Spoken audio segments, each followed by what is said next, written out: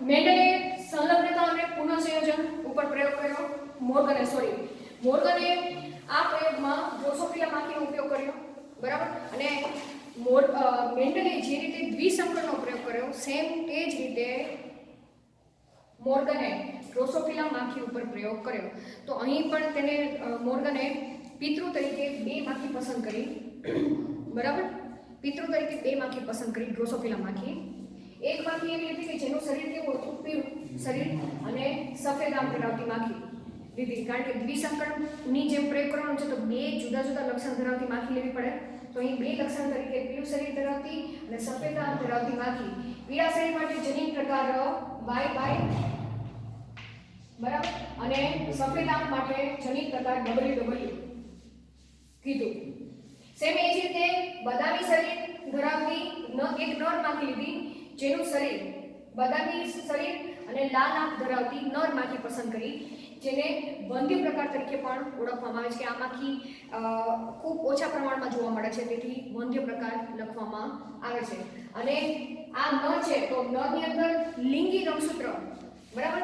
મોર્ગને કહ્યું કે આ બંને લક્ષણ માટે જવાબદાર જનીનો એ લિંગી X રંગસૂત્રો ઉપર આવેલા હોય છે. તો માદાની અંદર 2 X રંગસૂત્રો હોય છે, બરાબર. માદાની અંદર 2 X રંગસૂત્રો હોય છે અને નરની અંદર એક X રંગસૂત્ર અને એક Y રંગસૂત્ર આવેલું હોય છે, બરાબર. બદામી શરીર માટે અહીં જે નર માખી છે તે નર માખી કેવી લીધી છે, પ્રભાવી માખી લીધી છે, અને જે માદા માખી લીધી છે તે પ્રચ્છન્ન માખી, પ્રચ્છન્ન લક્ષણ ધરાવે છે, બરાબર. આટલા પોઈન્ટ તમને યાદ રહેવા જોઈએ. બદામી શરીર માટે Y+ અને લાલ આંખ માટે આ એક રંગસૂત્ર છે, W+ લખવામાં આવે છે, બરાબર. યાદ રહેશે. ખાલી ફેર એટલો છે, જનીન તો એક છે, પણ ખાલી પ્લસની નિશાની શું દર્શાવે છે, પ્રભાવીપણાની નિશાની દર્શાવવા માટે પ્લસ લખેલું છે, બરાબર. અહીંયા તમારે યાદ રાખવું હોય તો લખી શકો કે પ્રભાવીપણાની નિશાની દર્શાવવા માટે જનીન પર પ્લસ દર્શાવવામાં આવે છે, બરાબર. આ ખાલી યાદ રાખવા માટે, બરાબર. કૌંસનું એ તમારે લખવાનું નથી, એટલે અહીંયા પ્લસ લખેલું છે. અહીંયા માદા પાસે 2 X રંગસૂત્ર છે, એક X રંગસૂત્ર ઉપર આ રીતના Y, બીજા રંગસૂત્ર ઉપર Y, એવી રીતના અહીંયા W, અહીંયા W. તમને એમ થાય કે અહીંયા કે એક જ વખત જનીન લેવું, કારણ કે નર પાસે એક જ X રંગસૂત્ર છે, તો એક જ રંગસૂત્ર ઉપર જનીનની એક જ એલેલ આવેલી હશે, બીજી એલેલ આવેલી હશે નહીં. Y ઉપર આપણે નથી લખતા, બરાબર. અહીંયા આપણે લખેલું છે, ખ્યાલ આવ્યો. હવે આ બે વચ્ચે મેન્ડલના દ્વિસંકરણના પ્રયોગની જેમ જ પ્રયોગ કરવાનો, બંને વચ્ચે સંકરણ કરવાનું. તો અહીંયા આ ખાલી સમજણ માટે આ તમારે યાદ રાખવાનું છે, લખવું પડશે. આના ઉપર તમને સ્વરૂપ પ્રકાર લખતા આવશે. હવે પ્રયોગ આપણે અહીંયા કરીએ.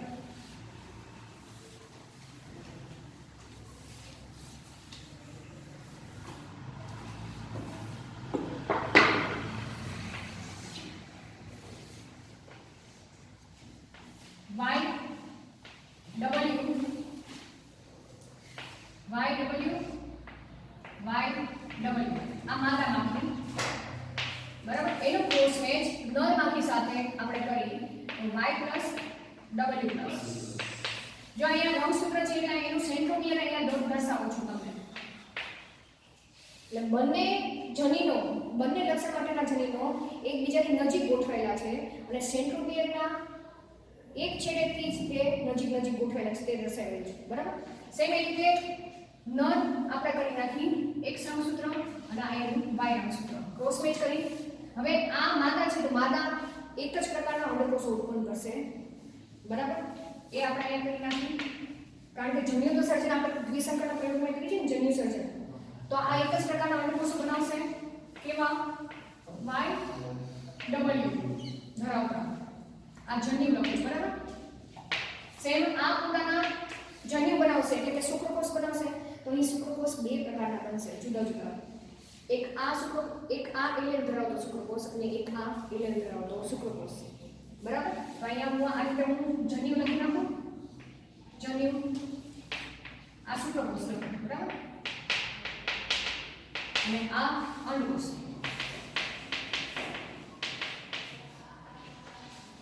કયા કયા બનશે? એક અહીંયા y પ્લસ કરી નાખો, w પ્લસ, અને એક શુક્રકોષમાં y અંશુતક દાખલ થયેલું હશે. ક્રોસ મેચ કરતા તમને આવડે? બરાબર. આની સાથે ક્રોસ મેચ કરો. આ અંડકોષ આ શુક્રકોષ સાથે જોડાય તો શું બનશે? એક એક સૂત્ર, બીજું આ શુક્રકોષનું એક સૂત્ર. બરાબર.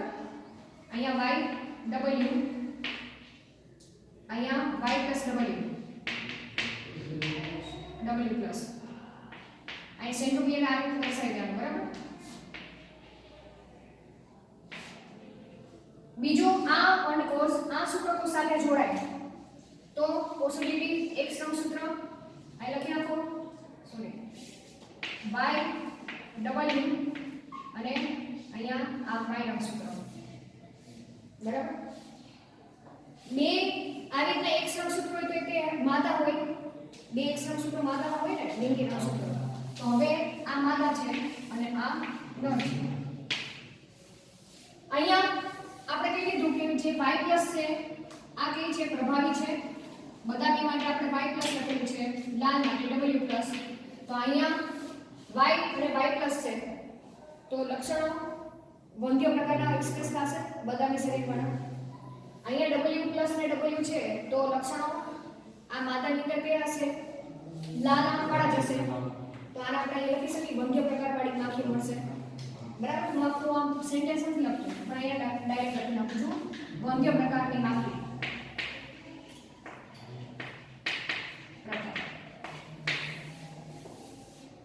સોરી, વંધ્ય નહીં, વન્ય પ્રકાર. સોરી, હા, વન્ય પ્રકાર. ખ્યાલ આવે? હવે આ નર પેટો છે તો y અને w શેના માટેના છે લક્ષણો? પીળું શરીર અને સફેદ આંખ.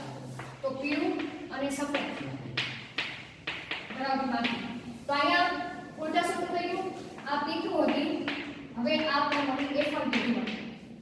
તો પિતૃમાં જે માદાના લક્ષણો હતા પીળું શરીર અને સફેદ આંખવાળી માખી તે F1 પેઢીમાં નર મળ્યું. બરાબર. અને જે આ નર હતો તેના પ્રકાર આ બંને પ્રકાર છે. બરાબર.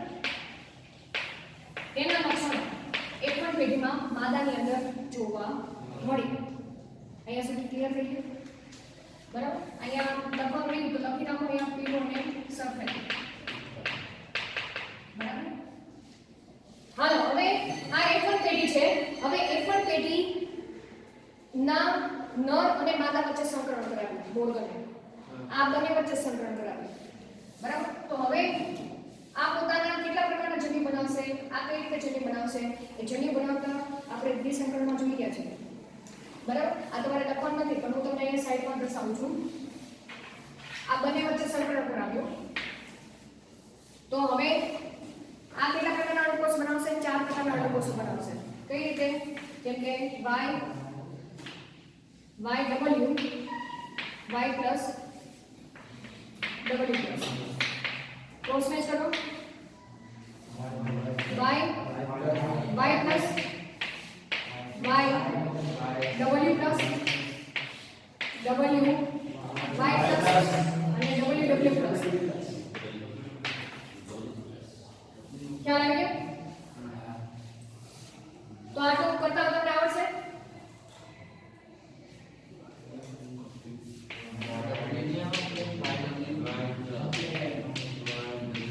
સોરી, આ y પ્લસ કરવાનું અને w પ્લસ કરવાનું. બરાબર. એ રીતે આપણે જન્યુ નિર્માણની પ્રક્રિયા કરી નાખીએ. y પ્લસ w આને ક્રોસ મેચ કરો. y plus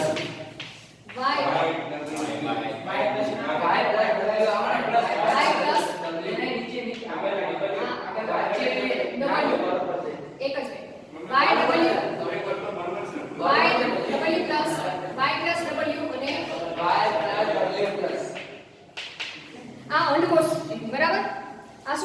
અંડકોષ. તો કેટલા મળે છે અંડકોષ? 4 પ્રકાર. ક્યાં આપણે કોની આની વાત કરીએ છીએ. આ માદા છે ને, તો માદા હવે ફલનની પ્રક્રિયા કરે તો પોસિબિલિટી 4 પ્રકારના અંડકોષ બનવાની થાય. આ તમારે લખવાની દેખાડવાની જરૂર નથી, પણ તમને બનાવતા આવડવું જોઈએ કે કેવી રીતના 4 પ્રકારના અંડકોષ, કારણ કે ગોઠવાની પ્રક્રિયા નથી. બરાબર? અત્યારે ગોઠશો પણ 4 દિવસ પછી ફરી ભૂલી જશો. તો તમારે શું કરવાનું?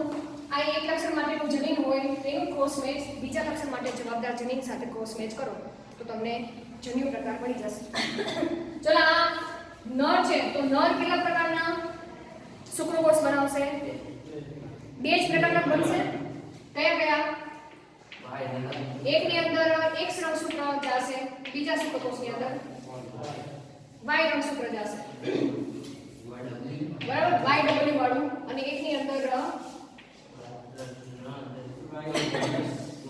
તો હવે અહીંયા તમારે આને યાદ કરવા માટે બોક્સ કરી નાખો. જે પુનેટ સ્ક્વેર. પુનેટ સ્ક્વેર કરવા માટે જો આ રીતે હું આમ ભલે આવું કરતી પણ આમ સીધું બનાવો. બરાબર? અહીંયા તમે નરના લખી નાખો. આ નરના શુક્રકોષો 2 પ્રકારના બન્યા છે. બરાબર? કયા? એક આ X રંગસૂત્ર Y અને W વાળું, અને બીજો શુક્રકોષ કેવો હશે? ખાલી Y રંગસૂત્ર વાળો. પડી ખબર? 2 પ્રકારના શુક્રકોષ આવા બનશે. અહીંયા મેં નરના 2 શુક્રકોષો લખી નાખ્યા. બરાબર? હવે માદામાં 4 પ્રકારના અંડકોષો બન્યા છે. એ 4 પ્રકારના અંડકોષો ના આપણે લિંગી રંગસૂત્ર લખી છે. અંડકોષ હું દોરતી નથી, પણ એના લિંગી રંગસૂત્ર એક આ લખી નાખો YW. માદા છે તો તેની અંદર X જ રંગસૂત્ર છે, એટલે હું સીધી લીટી જ કરું છું. બરાબર? અહીંયા કરવાનો કહું YW. બરાબર? બીજું Y પ્લસ આ રંગસૂત્ર માં નાખો X, એમાં YW પ્લસ લખી નાખો. પછી ત્રીજું કયું છે? Y પ્લસ આ સેજ વાળા હેન્ડરાઇટિંગ નો દેખાય તો તમને દોરતા આવડી જશે. બરાબર? Y પ્લસ W, અને ચોથું Y plus W plus Y plus W plus. 2 રંગસૂત્રને સાથે દર્શાવવાનું. બરાબર? સેન્ટ્રોમિયર આવી રીતના આખું દર્શાવવાનું, તો તમારો પ્રયોગ સાચો કહેશે. અહીંયા આવડી ગયો. હવે બાકી બધું કઈ તો ક્રોસ મેચ કરતા આવડી જાય તમને. દ્વિસંકરના પ્રયોગની જેમ આ અંડકોષ અહીંયા માદા લખી નાખો. આ અંડકોષ આની સાથે જોડાય આ શુક્રકોષ સાથે, તો બંનેના X રંગસૂત્રો ભેગા થયા. એકની અંદર Y અને W, બીજાની અંદર YW. આ અંડકોષ આ શુક્રકોષ સાથે જોડાય તો YW અને આ Y રંગસૂત્ર. આ અંડકોષ આની સાથે જોડાય તો YW પ્લસ અને YW. અહીંયા આની સાથે જોડાય તો YW પ્લસ અને અહીંયા Y રંગસૂત્ર. બરાબર? આ અંડકોષ આની સાથે જોડાય તો પહેલા તો YW લખી નાખો, W અને Y પ્લસ W. આ અંડકોષ આની સાથે જોડાય તો Y પ્લસ W અને Y રંગસૂત્ર. આ અંડકોષ આની સાથે જોડાય તો પેલા YW લખી નાખો અને Y પ્લસ W પ્લસ. અને આ અંડકોષ આ શુક્રકોષ સાથે જોડાય તો Y પ્લસ W પ્લસ અને Y રંગસૂત્ર. 4 માદા મળશે. 2 X હોય એટલે માદા સમજી આપણે. આ 4 માદા મળશે. આ F2 પેઢી છે. બરાબર? અને 4 શું મળે છે? નર. જ્યાં જ્યાં Y રંગસૂત્ર હોય તે નર હોય. બરાબર? આ F2 પેઢીમાં 4 માદા 4 નર મળશે. માદા તે મળશે વન્ય પ્રકાર. જો આના સ્વરૂપ પ્રકાર તમે લખતા આવડી જશે. જ્યાં જ્યાં પોઝિટિવ હોય ને એ તમારે પ્રભાવીના લક્ષણ લખવાના. બરાબર? અહીંયા કોઈ પોઝિટિવ નથી તો આના લક્ષણ આ કેવી માખી હશે? આના જેવી પીળું સફેદ. બરાબર? તો અહીં લખી નાખો P અને સ લખો. બરાબર? આખું શોર્ટ. ચલો આ માખી કેવી હશે? માદા માખી. અહીંયા જો Y છે, Y છે એટલે પીળું, અને W છે તો W છે. એટલે વંધ્ય. બરાબર? હું અહીંયા ખાલી વંધ્ય લખું. બરાબર? અહીંયા y અને y પ્લસ છે. y પ્લસ એટલે વન્ય. બરાબર? w છે તો સફેદ આવે. પણ અહીંયા આપણી ચોપડીમાં સફેદ જે એક વન્ય પ્રકારના લક્ષણ જોવા મળે છે ને તો બધામાં વન્ય જ લખ્યું છે, બીજું કોઈ લખેલું નથી. તો અહીંયા હું વન્ય લખી નાખું. બરાબર? આમાંથી પણ કેવી બનશે? વન્ય બનશે. સેમ રીતના નર જોવા જઈએ તો આ નર એ કેવો મળશે? પીળો અને સફેદ. આ વન્ય મળશે, આ વન્ય મળશે અને આ પણ વન્ય મળશે. બરાબર? આટલું લખતા આવડી જશે. હવે અહીંયા તમને એમ કીધું છે કે જે આ બધી સંતતિ મળે છે, આ બધી સંતતિમાં પિતૃ જેવી કેટલી મળે છે? 99.7%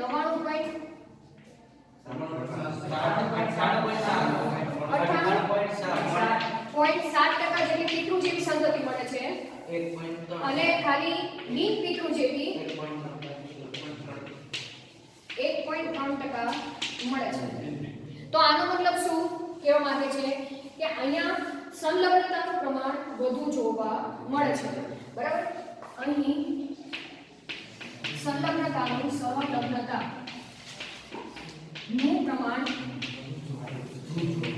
વધુ જોવા મળે છે. એટલે સંલગ્નતા એટલે શું કે બે લક્ષણો માટેના જવાબદાર જનીનો વચ્ચે ભૌતિક સંપર્ક કેવો છે? ખૂબ જ વધુ છે. દેખાય છે નજીકમાં. તો સંલગ્નતાનો મતલબ એ છે કે જ્યારે કોઈ લક્ષણ માટે જવાબદાર જનીનો વચ્ચે ભૌતિક સંપર્ક વધુ હોય તો તેને સંલગ્નતા તરીકે ઓળખવામાં આવે છે. તો અહીંયા આ કેસમાં સંલગ્નતાનું પ્રમાણ ખૂબ જ વધુ જોવા મળે છે. તમારે એક્ઝામમાં આ પોઈન્ટ લખવાનો. અહીંયા લખવાનું કે અહીં સંલગ્નતાનું પ્રમાણ વધુ જોવા મળે છે જેથી બે જનીનો વચ્ચેનો શું કહેવાય? ભૌતિક સંપર્ક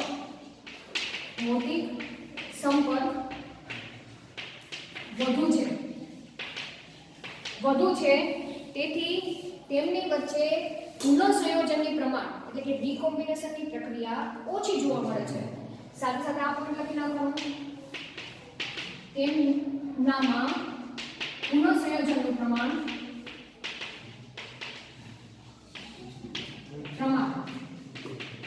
ઓછું જોવા મળે છે જેથી સંતતિ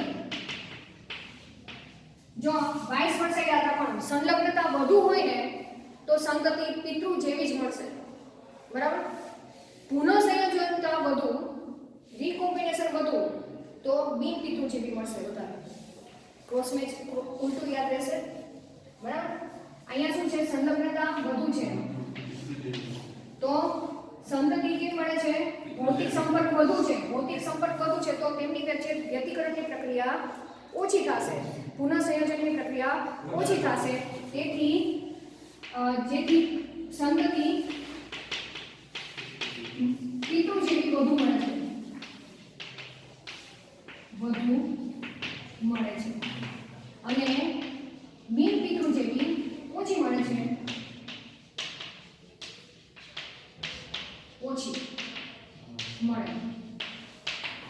તો અહીંયા વાઇસ એક એનું સૂત્ર છે તમારે યાદ રાખવાનું. સંલગ્નતા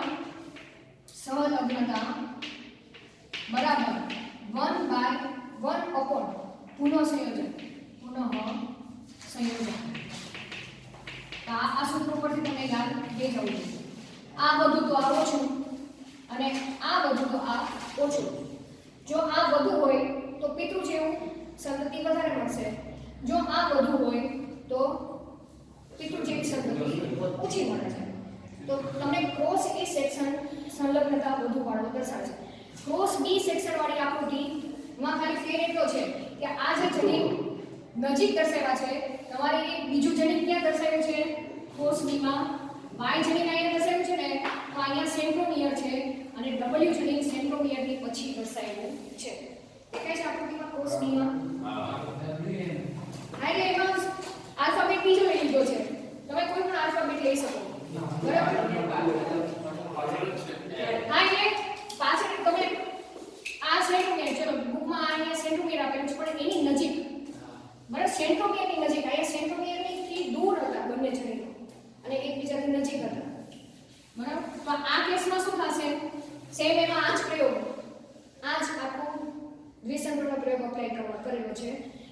ડેટા બધા સરખા મળે છે, ખાલી ટકાવારી અલગ પડે છે કે આ કેસમાં